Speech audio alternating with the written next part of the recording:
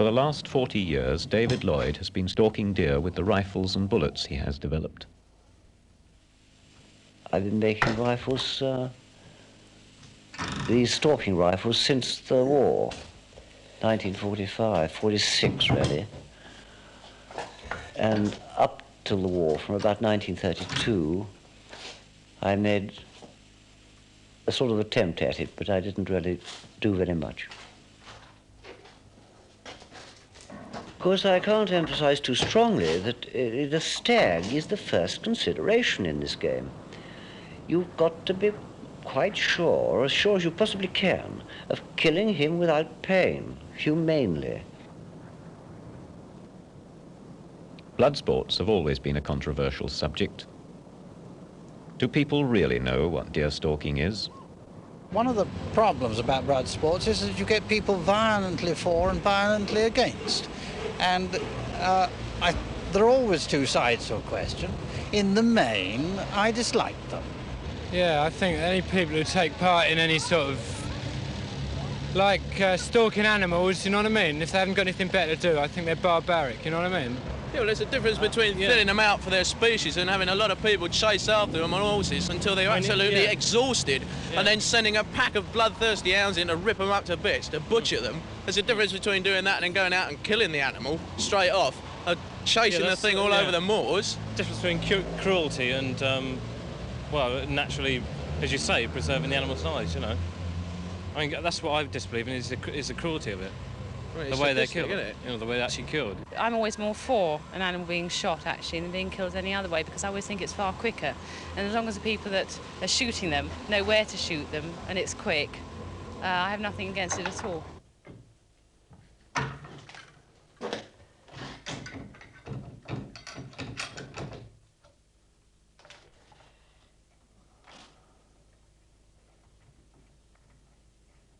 I don't know very much about deer stalking. The little I do know is the people who follow it are very dedicated to it.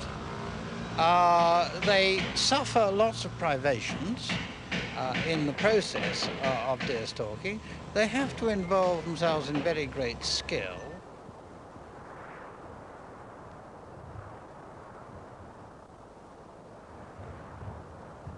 Yes, well, I think that that's cowardly. I think that it's say, compare it, for example, with fox hunting.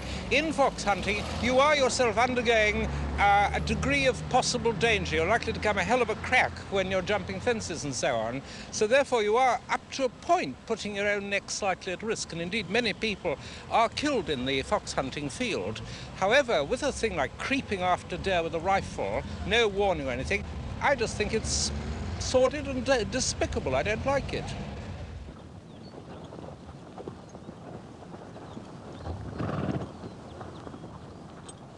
The way I wanted a rifle made was to be reliable, so that I did not find myself at the top of a great big enormous high mountain, having done an awful lot of work getting into a shooting position for a stag and find the rifle is shooting off. So therefore, I have built the telescope sight in to the action so that it minimizes the risk of any change of setting of the rifle when the point comes.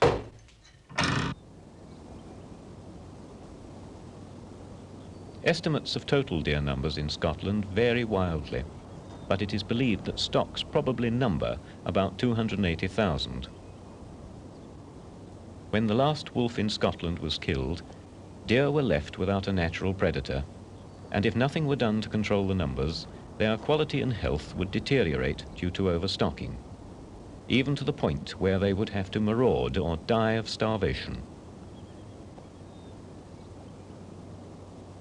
The deer we are looking at now are the product of controlled breeding and feeding conditions.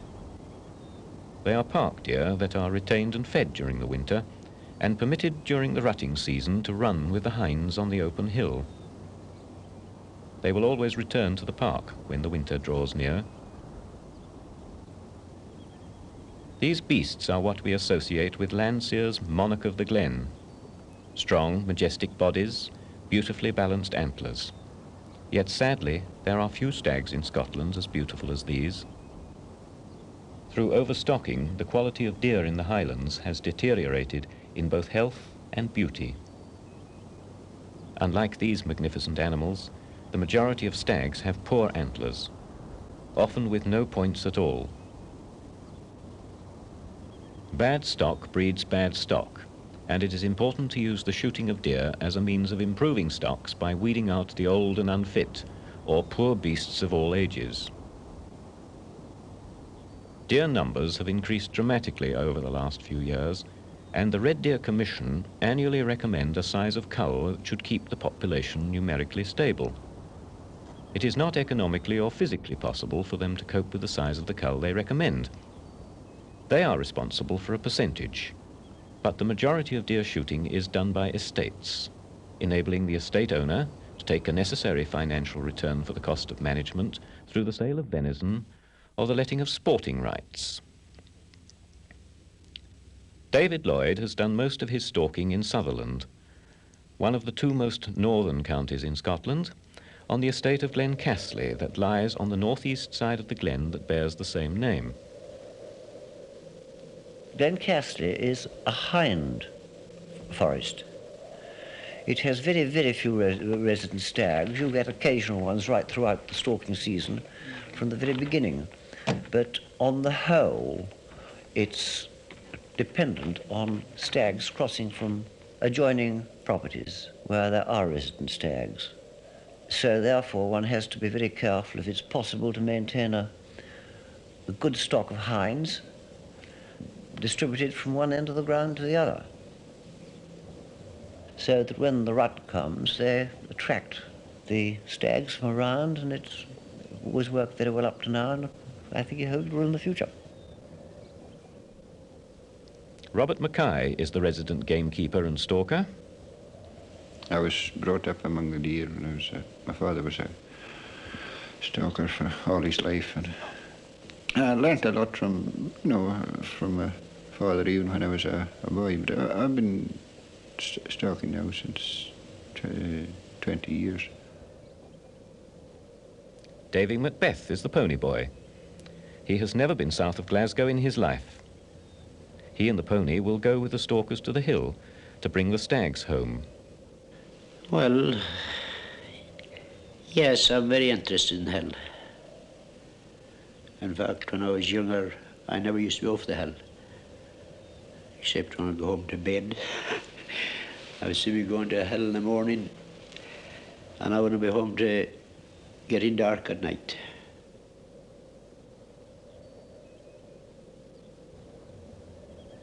When one is stalking a stag, the first thing you have to look out for is the direction of the wind, and you must, if possible, stalk in that direction the wind is blowing from, which means you keep your face against the wind all the time.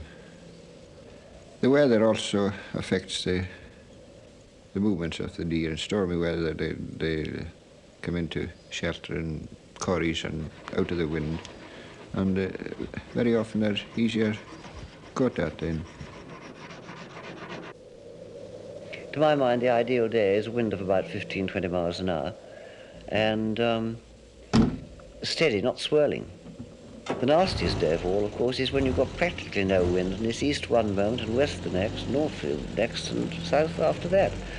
And then, of course, you might as well go home, because you simply can't get anywhere near deer, and it already disturb the ground.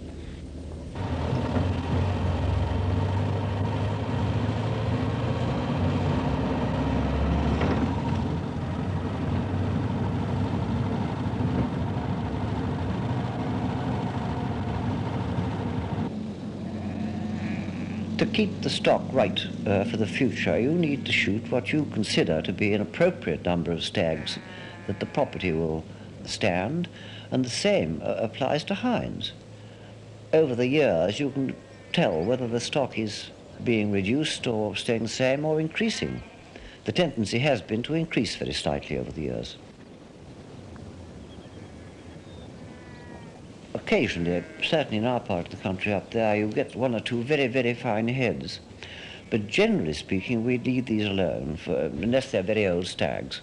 What we try to do is to shoot off the heavy beasts which have got rubbishy heads. In other words, stags with smallish heads or no points or big switches.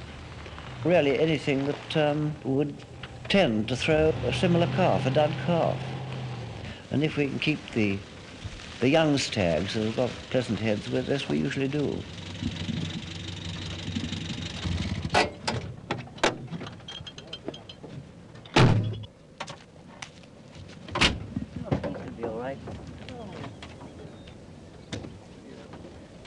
For centuries, working ponies have been employed to collect carcasses from the hill. Although machines have now been developed for this purpose, on this estate a pony is still used. Due to the soft and heathery nature of the terrain, the stags are dragged from the mountain. On steeper and more rocky estates, the stags are carried home on a special saddle. Oh, well, I think she's been all her life, more or less, in the hills. And she knows exactly, if you come to a bad place with that pony, she just won't go through it. She'll pull you the other way until she goes round that bit and carries on there. It's best to just let her have her head, give her a loose rein, you see, let her pick her way. And she'll make it far better than you taking her on through soft ground. No matter how bad the ground is, she'll pick the best of it. Yeah. They seem to smell the depth of the ground, you know, as they're going on.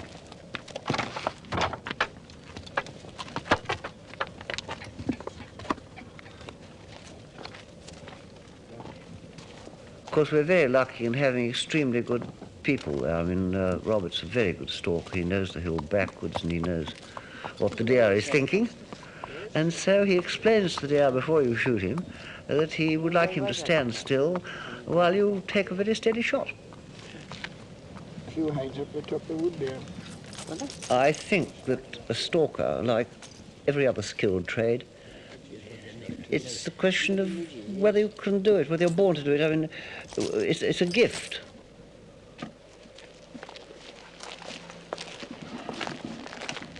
Their plan is to make their way to a spot where they can have lunch, a place that will afford them the best view of the hillside.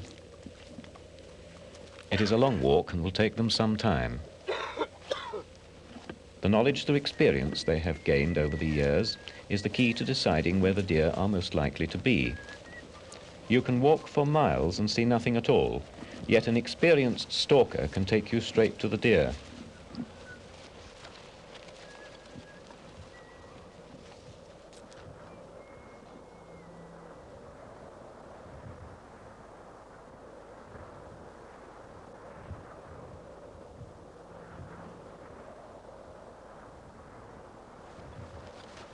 Some of the equipment people gaily go deer stalking with is an absolute disgrace to my mind. In many cases, their rifles won't shoot anywhere near where they're meant to shoot, yet they still go on taking them on the hill. A telescopic sight is a pretty delicate instrument. Unless you've got it protected with some sort of steel sheath or something like that, the smallest bump on a rock, for instance, can shatter your object lens or alter your zero anyway. And so one never really has the confidence if this is a possibility, which it only too often happens.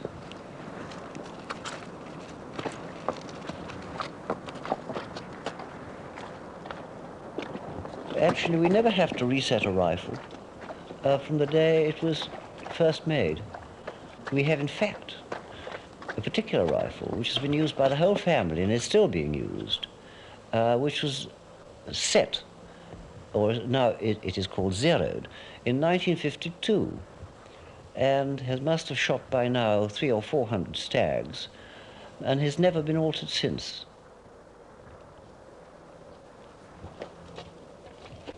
They are now coming to the place where they consider they have the best chance of seeing deer.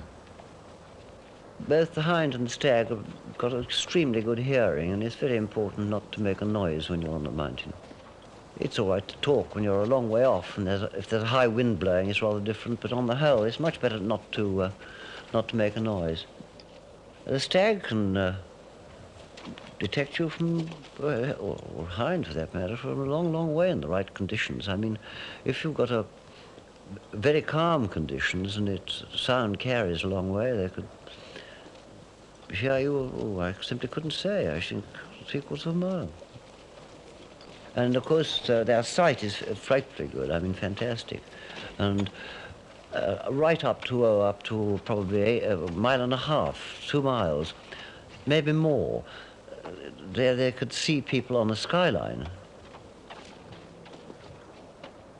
It isn't the mature stags, the big stags that are so alert. It's very often the little ones who, I suppose, they push out to act as sentinels because they've got terrifically quick eyes and they'll see the slightest movement. In fact, when you're stalking a stag with 20 to 30 to 40 hinds, you're really stalking the hinds. You're stalking 80 pairs of eyes because they're looking round all the time. And the old stag's got his mind on other things. But as the season progresses, this situation reverses. The stag, who is always a bit of a jealous chap, he's always looking round to look for another stag that may be coming to try and take his hinds. And so he's very much alert.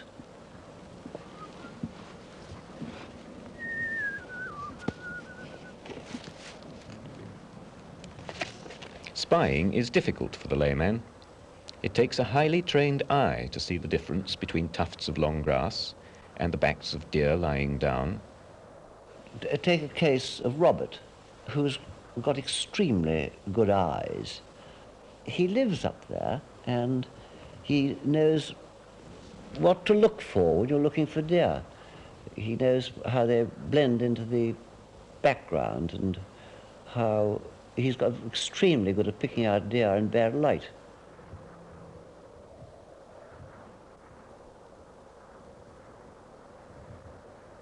As anticipated, they see some deer high up on the face of the next hill. They appear to be feeding towards the skyline. From the present vantage point that the deer have, any further move that the stalkers make would be seen instantly.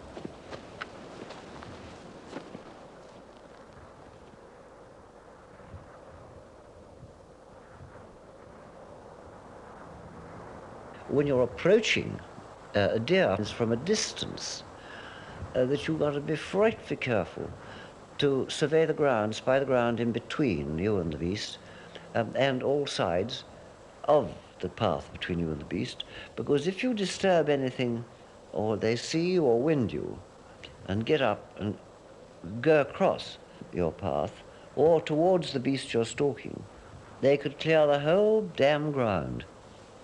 Thousands and thousands of acres there, but I've seen this happen before now with somebody who's stepped on a beast and it's disturbed the rest, and the whole lot have gone right across the ground, taking all the other beasts with them. Well, sometimes I don't go in the hill at all with a pony when I go into the stock. But in any event, if I did go to the hill, I would stay at a certain point, you see, because I actually couldn't go into the stock around where the stags are with pony. Because definitely the stags would see her and that would alert them and they might not get a shot that way. But you stay out of sight with the pony. Wherever the stags are, you keep out of sight with the pony until such time as you get a signal. The deer have now disappeared over the skyline, and the stalkers can make a move. Robert explains where they are going and indicates the direction from which the signal will come.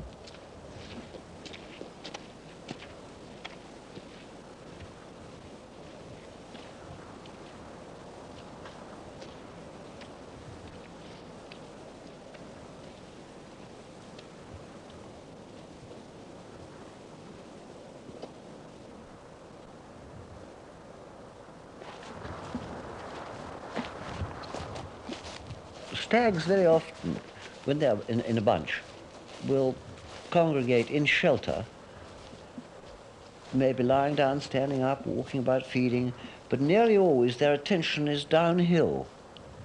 And if you stalk them, it's better, if possible, to come in from the top or along the face.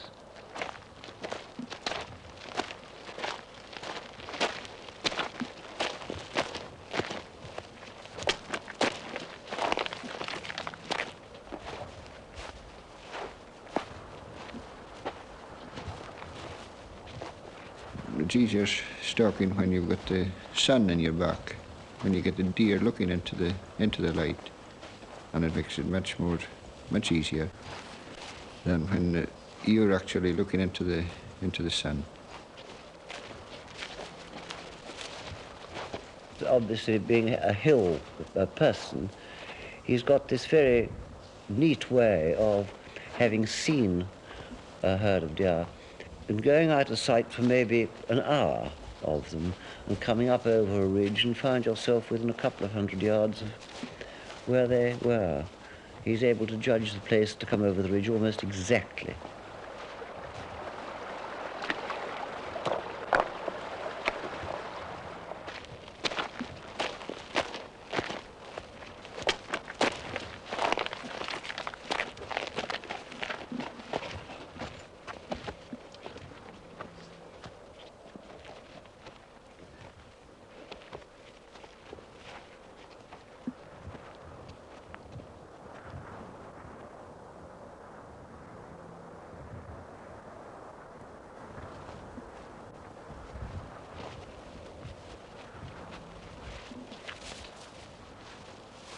Yes, of course, there's a very important thing in this game of stalking, I think myself. Many people don't agree with me, and that is that you should not stalk the stag. You should stalk the position from which you're going to shoot the stag, even maybe it is 50 yards further away, because to get a steady shot is everything. If you can get a good rest for your rifle and a good steady shot, and you're not too close, you're much more likely to kill the stag cleanly than if you try and creep up too close and get yourself into a horrible position in long grass or heather and you find the rifle waving about. So it's much more important to stalk the position from which you shoot the stag rather than the stag itself. It seems likely the stalk will be easy.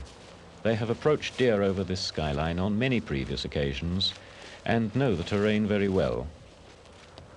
As expected, the stags are feeding in a gully over the ridge. Only one beast is in view at the moment, but they know that the others are either lying down or feeding in a deeper part of the gully. Because most of the stags are out of sight, they will have little crawling to do. Unlike stalking on flat ground, with dozens of eyes watching for the smallest suspicious movement, when it is possible to be on your stomach for 3 hours.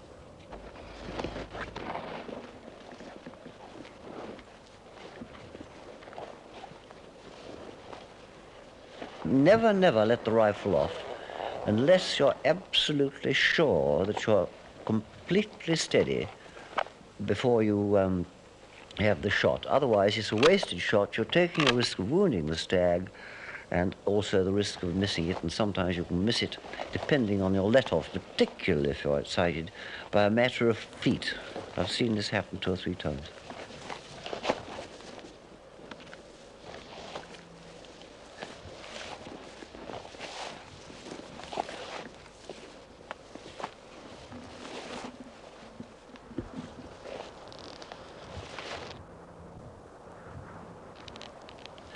When you come to the actual shot, I think particularly if you're not experienced actually shooting stags, it's very important to make sure that the beast is presenting a reasonable and in fact a very good target, preferably absolutely broadside. But as you grow in experience, it's quite perfectly all right to shoot them either quartering towards you or quartering away, as long as you take the precaution of making an imaginary line through the heart from whatever position he's facing. That is an aim which, if you hold the rifle steady, will invariably kill him.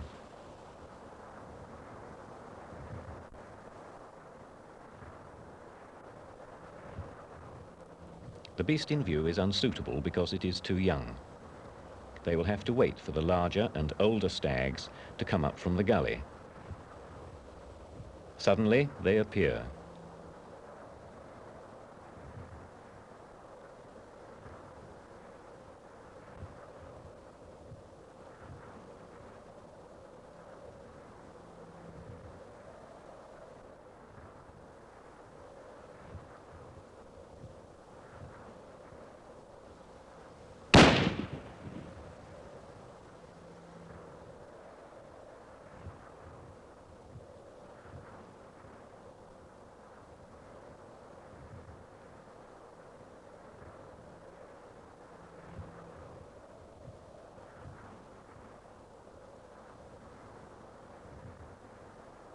Sometimes you can have a shot, kill a stag, and the others just stand and look, because I don't think they know where the shots come from. They don't quite know which way to go.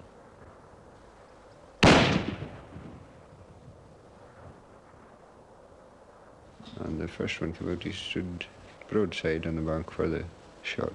He was shot through the heart, but he went a wee bit up the hill and he just lost his balance then and he toppled over.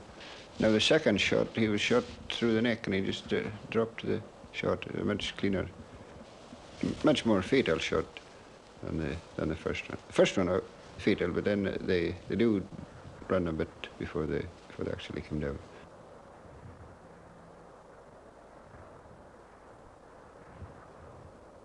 Well, the only thing that I think about when I'm left behind with a pony is hoping that the stag will be killed on a reasonable piece of ground that I'll get too easy, make easy access to where the stag is. But then I just wait.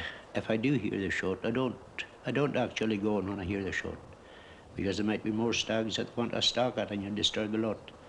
So I just wait till I get a signal to come on with the pony, and then I go on leisurely to where the stag is.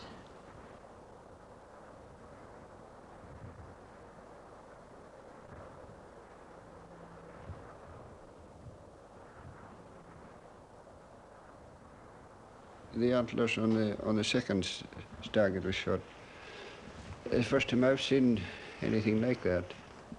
They looked as though they'd been chewed off by the other deer. They're very fond of chewing the cast antlers on the hill, and any bones they chew away. But apparently this was a different thing altogether. They must have been broken off when the horns were in velvet, when they're soft.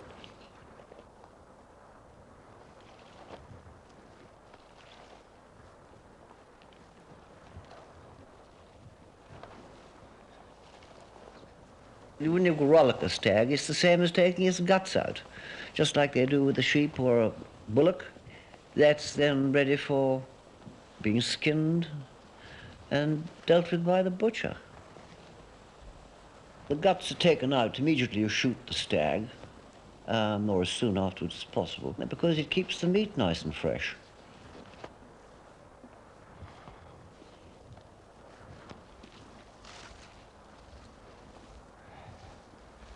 Attention to the type of bullet you use for this stalking. There is a difference, and a distinct difference, between the disintegrating bullet, which of course is designed to penetrate far enough into the beast before disintegrating, and the expanding bullet, which has been used over the years. The disintegrating bullet has the advantage of stopping a beast when hit in a non-vital spot, which, if hit in the same spot with an expanding bullet, could go for miles, and thereby escaping and dying a lingering death because the stalkers are unable to catch up with it.